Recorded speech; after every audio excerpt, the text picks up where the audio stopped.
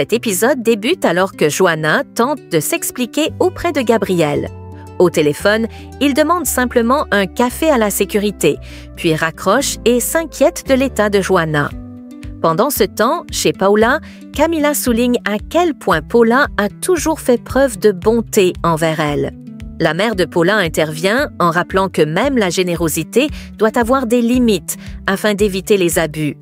Paula change de sujet en demandant à sa mère comment s'est passé son voyage et ce qui l'a poussé à revenir. Rogelio, silencieux jusque-là, se lève et annonce qu'il doit partir.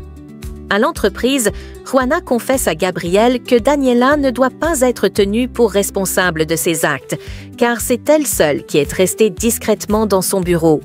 Elle lui avoue qu'elle est enceinte et que sa famille l'a très mal pris, ce qui l'a conduite à quitter la maison. Gabriel, surpris, lui demande pourquoi elle n'est pas simplement allée chez Daniela. Elle lui explique que c'est justement là qu'on l'aurait cherchée en premier lieu. Il admet qu'il n'a jamais eu l'impression d'être aussi surveillé par une personne et elle reconnaît que c'est également nouveau pour elle.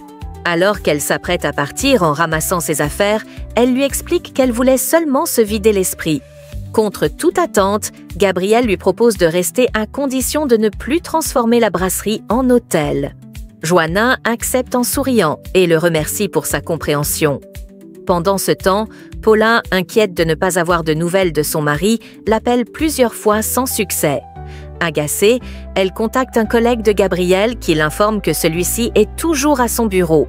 Elle décide alors de se rendre immédiatement à l'entreprise.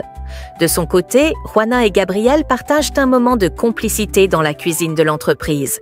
Ils décident de commander à manger, mais elle lui propose plutôt d'aller voir s'il reste quelque chose dans la cuisine. Chez Daniela, sa mère lui demande si Juana est réellement enceinte. Daniela confirme et insiste sur le fait que son amie est toujours vierge. La mère, bouleversée, y voit un signe miraculeux et commence à prier la Vierge Marie. Pendant ce temps, Rogelio rentre à la maison avec son épouse, qui s'étonne de voir Camila vivre chez leur fille. Il tente de la rassurer en disant qu'il n'y a rien de mal et souligne à quel point Camila est une belle femme.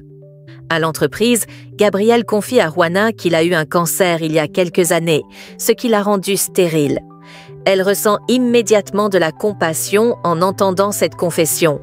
Il évoque la promesse qu'il avait faite à son père de faire prospérer l'héritage familial et de le transmettre à ses enfants, un rêve qu'il croit désormais irréalisable.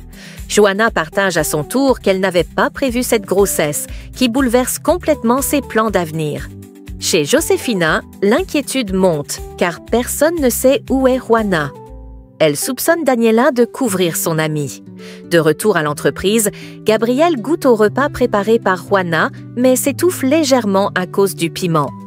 Juana lui explique qu'elle voulait être la première femme de sa famille à décrocher un diplôme universitaire, mais qu'elle deviendra finalement une mère célibataire. Lorsqu'il lui demande qui est le père, elle répond qu'il n'existe pas. Elle exprime sa détresse de voir ses rêves s'effondrer et quitte la table un moment, bouleversée. Pendant ce temps, Paula et Camila s'interrogent sur l'endroit où peut bien se trouver Gabriel. Paula pense un instant à la photographe de la fête, mais rejette rapidement cette idée, convaincue que Juana est trop simple pour Gabriel. De son côté, Juana revient vers Gabriel en pleurant.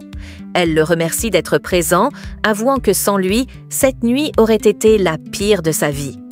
Touché, Gabriel lui offre un petit cadeau et lui raconte une vieille histoire d'éléphant que son père lui racontait durant son enfance. Cela fait sourire Joanna et un doux moment de complicité s'installe. Il lui prend la main et la rassure. Le lendemain matin, Joanna se réveille sur un canapé et voit Gabriel endormi sur celui d'en face. Elle s'approche de lui, le contemple silencieusement, puis le couvre tendrement avant de partir discrètement avec ses affaires. Gabriel se réveille au même moment et lui demande si elle comptait partir sans lui dire au revoir. Chez Daniela, cette dernière se prépare en toute hâte pour aller au bureau, inquiète pour Juana. Sa mère, perplexe, insiste pour qu'elle prenne son petit déjeuner, mais Daniela décline, prétendant être déjà en retard. Paula, de son côté, découvre au réveil que Gabriel n'a pas passé la nuit à la maison. Juana appelle Gabriel pour s'excuser d'avoir dormi à la brasserie, expliquant qu'elle en est mortifiée. Il lui demande d'arrêter de l'appeler par son nom de famille, soulignant qu'après avoir partagé la nuit ensemble, cela n'a plus lieu d'être. Ils éclatent de rire et Juana promet de passer à l'université avant de revenir chercher ses affaires. Il lui conseille de ne pas s'y rendre ainsi chargée, ce qu'elle reconnaît. Elle le remercie encore pour le chocolat qu'il lui a offert et s'en va après lui avoir fait un câlin. Chez Josefina, l'ambiance est tendue. Josefina et Jenny s'interrogent sur l'endroit où Joanna a passé la nuit. Pepito arrive plein d'entrain, annonçant qu'il va vendre le triple de sa marchandise habituelle. Jenny, en train de nettoyer, lui demande de marcher sur la pointe des pieds pour ne pas salir le sol fraîchement lavé. De retour à l'entreprise, Daniela retrouve Juana, qui lui dit avoir passé la plus belle nuit de sa vie. Intriguée, Daniela lui demande des détails. Joanna lui raconte qu'elle a cuisiné avec Gabriel, partagé un moment sincère et qu'ils se sont endormis chacun sur un canapé. Daniela est choquée, pensant que Joanna développe des sentiments pour Gabriel. Juana nie, affirmant qu'elle l'admire simplement. Elle sait que c'est impossible, car il s'est marié, et elle pense que Gabriel ne ressent rien de tel pour elle.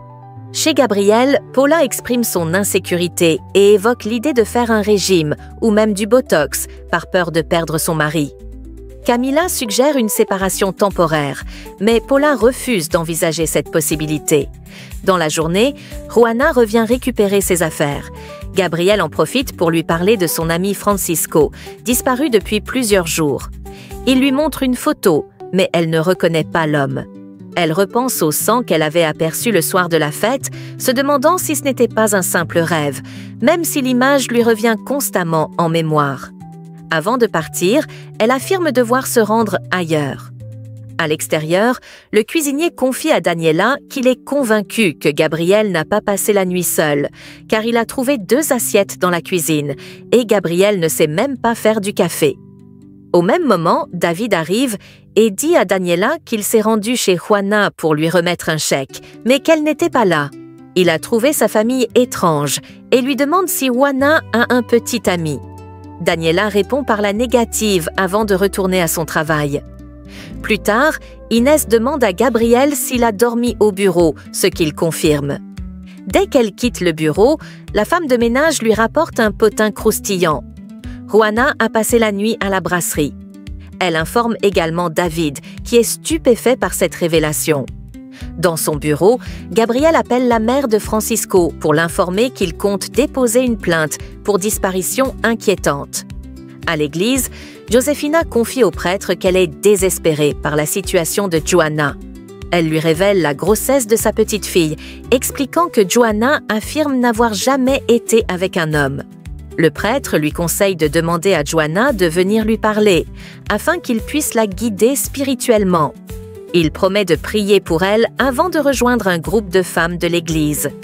De son côté, Gabriel se rend au poste de police pour signaler la disparition de Francisco. Jenny, quant à elle, retrouve Juana à l'université. Elle s'excuse au nom de toute la famille et la supplie de revenir à la maison pour qu'ils affrontent cette situation ensemble. Elle la prend dans ses bras, apaisant ainsi les tensions. Au poste, Gabriel déclare que la disparition de Francisco est étrange, surtout qu'il n'a prévenu ni sa femme ni sa famille. À l'université, Juana confie à sa sœur qu'elle ne trouve toujours pas d'explication à sa grossesse. Elle pense, comme lui a suggéré Daniela, que cela a peut-être un lien avec sa visite chez le gynécologue. Elle se souvient d'une infirmière stressée qui avait renversé les dossiers médicaux et l'avait conduite dans une autre salle pour son rendez-vous. Jenny reste perplexe, mais Juana est convaincue que quelque chose d'étrange s'est produit,